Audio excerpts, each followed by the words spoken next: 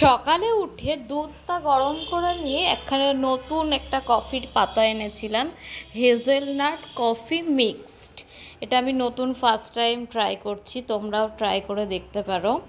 এটার মধ্যে sugar powder আর coffee একসাথে মিক্সড করা থাকে।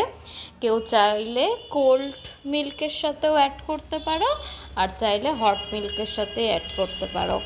আমি এটা হট মিল্কের সাথেই করেছিলাম, সকালে যেহেতু খেয়েছি সেই জন্য আমার হট মিল্কের সাথে বেশি আমি প্রেফারেবল মনে করেছিলাম, সেই জন্য আমি হট মিল্কের সাথেই করেছি।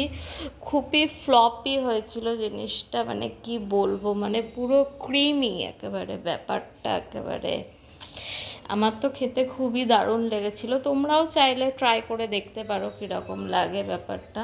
আমার আরও একটু দুধ দিলে মনে হচ্ছিল যেন আরও একটু ভালো হতো, কিন্তু আমি অল্প খাবো বলে অল্প একটুখানি দুধ দিয়েছিলাম।